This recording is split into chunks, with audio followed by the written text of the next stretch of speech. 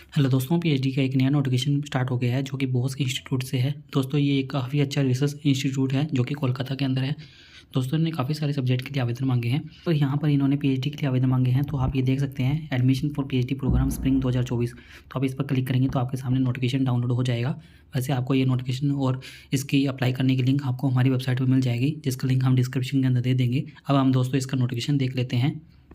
ये देखिए दोस्तों, ये इसका नोटिफिकेशन है और ये ऑटोनोमस रिसर्च इंस्टीट्यूट है, डिपार्टमेंट ऑफ साइंस टेक्नोलॉजी से, गवर्नमेंट ऑफ इंडिया के अंडर में है दोस्तों ये।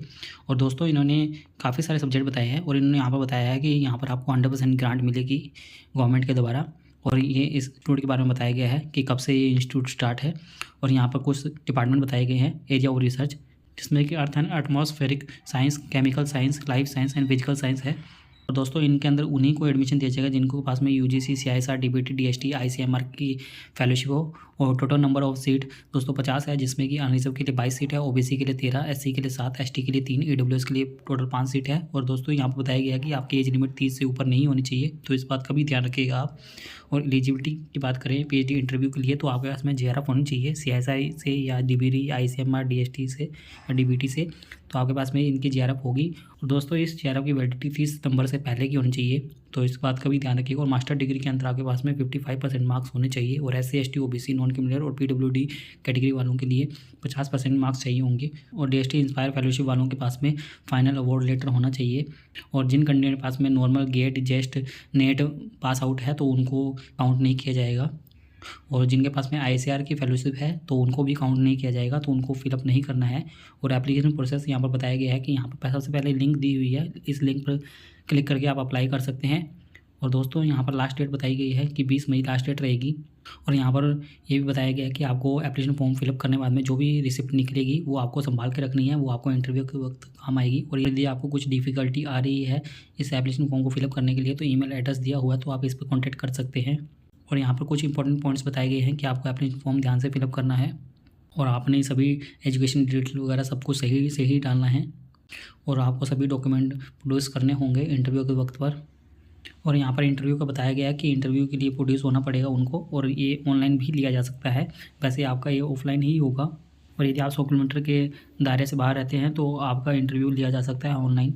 और कुछ और भी टर्म्स कंडीशन है जो जिसके आधार पर ऑनलाइन इंटरव्यू लिया जा सकता है।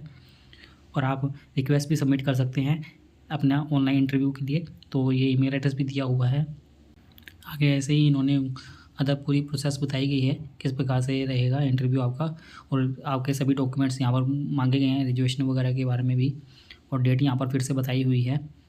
कॉन्टैक्ट करने के लिए ईमेल एड्रेस दिया हुआ है। और दोस्तों यहाँ पर एरिया और रिसर्च बताए गए हैं, तो यहाँ पर सबसे पहले फिजिकल साइंस के लिए बताए गए हैं। और यहाँ पर इन्होंने फैकल्टी का नाम, रिसर्च प्रोजेक्ट और जो भी आपका डिज़ायर बैकग्राउंड है तो उसके आधार पर यहाँ पर लिखा हुआ है, तो आप उसके आधार पर आप यहाँ पर फिलअप कर सकते हैं।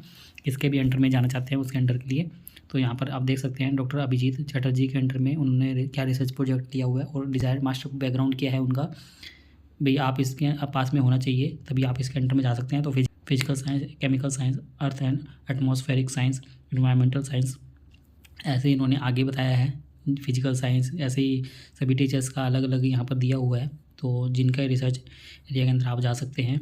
तो ये अच्छे से इन्होंने देख सकते हैं, इन्होंने सभी डिपार्टमेंट के हिसाब से यहाँ पर बताया गया है। तो सबसे पहले हमने फिजिकल साइंस का ही आपको बताया था, आगे इन्होंने ऐसे ही सभी का बताया हुआ है। तो आप ये देख सकते हैं बहुत सारे यहाँ पर दिए हुए हैं, तो इस तरीके से आप आवेदन कर सकते हैं। दोस्तों ये था इस नोटिफिकेशन के बारे में इन्फॉर्मेशन। दोस्तों उम्मीद करते हैं आपको हमारे द्वारा दी गई जानकारी अच्छी लगी होगी। यदि आपको हमारे द्वारा दी गई जानकारी अच्छी लगी हो तो आप हमारे चैनल को सब्सक्राइब कर सकते हैं और आप हमसे टेलीग्राम पर भी जुड़ सकते हैं ऐसे ही पीएचडी से रिलेटेड नए अपडेट के लिए।